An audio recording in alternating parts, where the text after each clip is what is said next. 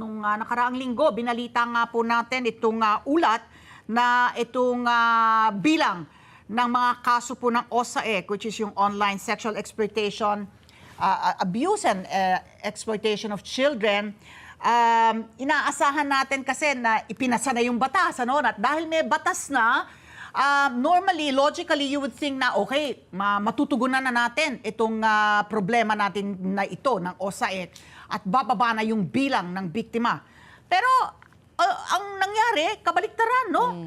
Na times 6 yung datos na nilabas po ninyo nung 2019, 426,000 lamang ang naiulat na kaso ng OSAEC. Itong 2023, times 6, naging 2.7 million.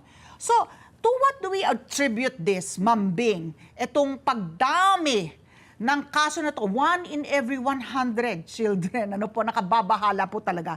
Bakit po tumaas yung bilang in spite of the fact na meron tayong batas na tumutugon dito?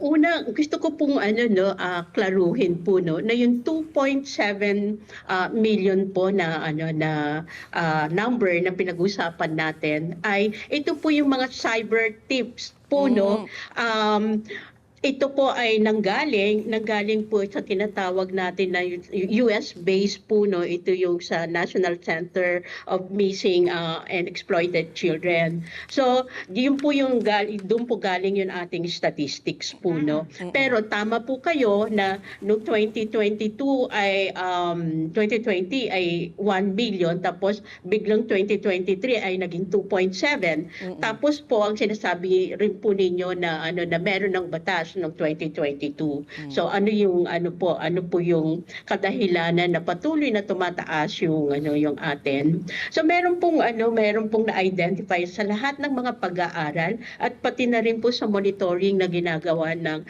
Komisyon sa mga Karapatang Pantao. Yun isa po na kasi naugat ng pagtaas or ng online o tinatawag nating USAEC ay kahirapan.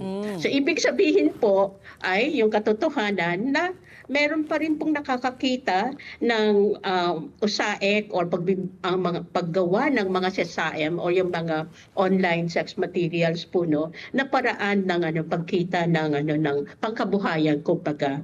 Pangalawa ay ganun pa rin naman po yung access natin po sa internet, Mas madali sa Pilipinas, meron ka lang telepono. Tawag nga pala dito sa ating pinag-usapan ay hidden crime. Kasi most of the time, ang venue po nito ay bahay lang. At pag sinabi mong bahay, hindi kita yan ng madlang people. So, meron pa rin ganun po, access ang mga bata, ang mga pamilya sa mga mobile phones, kahit saan ang balita ko nga po, nagkaroon kami ng workshop noong nakaraang linggo po, Ma'am Pat at Miss Alice, hindi lang siya usapin ng urban ang pinangyayarihan ng USAEC ng urban setting, pati daw po sa mga barangay, sa far-flung areas. So may ganung habang tumataas yung access natin sa internet or cyberspace po, meron talaga pong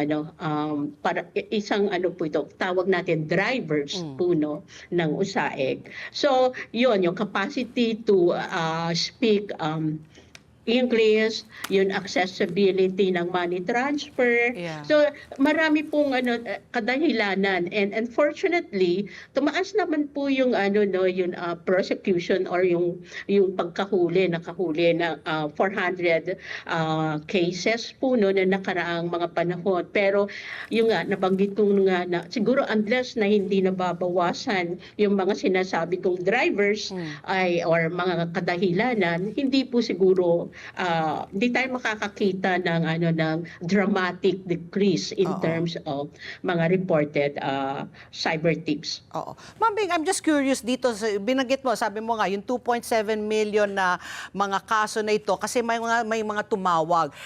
Is this also a good sign in a sense na at least mas may awareness na ngayon na people are taking a more proactive action, Mas na sila ngayon na tumatawag kesa sa yung hindi natin alam yung datos, tapos bulag tayo sa mga tunay na pangyayari. So ito ba ay, nakikita nyo na ba ito, is this a realistic scenario, or sa tingin mo medyo ano na ito, close to reality? At saka itong mga tumawag para magreklamo, naagapan ho ba? Or in the process pa lang po ito, kumbaga may case build-up pa na nangyayari?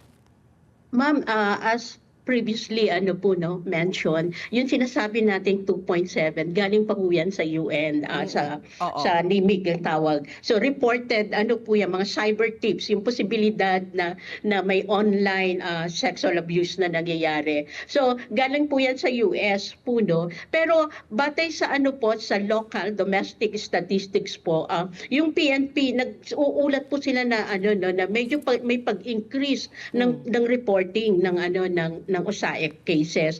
Kasi sinasabi rin po ng batas, meron po tayong batas, yung Republic Act 11930, na nagproproteksyon, nagbibigay proteksyon sa mga nagre-report po, ang tawag natin Samaritan Clause po na may protection yung mga nagre-report ng cases. Siguro pwedeng tignan na yun dahil alam nila na na confidential yung reporting hanggang dun sa apprehension hanggang sa intervention ay confidential po yan. Hindi dapat nalalaman kung sino-sino yung mga biktima ng OSAEC. So pwede po nating attribute yun na ngayon mas alam na nila, mas maraming nagre-report. Pero yung pa rin po nabanggit ko nga kanina, medyo may pagtaas pa rin yung mga nare-receive ng ating pamahalaan from that institution agency pagdating sa mga cyber exploitation. So itong ayon sa ulat, kayo na rin nagsabi na may gaps kasi, So merong gaps dito sa pagpapatupad na kahit na meron tayong mga batas na nagpoprotekta sa ating mga kabataan against online sex abuse. So nandun, binanggit na nyo yung mga reporting mechanisms, yung rescue operations, at saka rehabilitation efforts kulang para matugunan itong mga biktima po natin, ng mga kabataan po. Can you specifically tell us about itong mga gaps na ito sa pagpapatupad po ng ating batas? Yeah. Siguro aside from those bilang pagkilala, talagang ang laki ng efforts na ginagawa dito, no less than the president na nagsabi na we should address this issue kasi it's a major child protection concern po itong OSAEC po, Yun isa po siguro gusto kong banggitin is yung prevention aspect po, Kasi Miss Patty, Miss Alice, kasi ang isang ugat rin ng problema ay yung sinasabi ng mga facilitators, sa kaso natin ang facilitators are mga magulang or relatives po, ang isa nilang tingin ay wala naman nangyayaring krimen kasi hindi naman nare-rape yung mga anak nila. So yung pag-iisip na ganon, tapos yung pag-iisip rin sa mga bata na kailangan nilang tulungan yung mga magulang nila, para may pangkain sila. So yun isa siguro, yun yung isa pang gap, yung parang pagpapaintindi, ano pa epekto ng OSAEC po, Kasi based sa lahat sa monitoring po namin, grabe ang epekto sa mga bata. Talaga yung sobrang trauma. At saka yung shame, yung na dala-dala nila. Kasi di ba, once na ma-upload ka sa online, ando na yon. Hindi mo na siya kahit na i-delete mo siya, ay nandiyan na siya sa cyberspace, So yun po yung isa na gusto kong bigyan tuon po, yung usapin ng prevention at kamalayan or pag-iisip, paano tinitignan ang OSAEC po, ng Pilipino.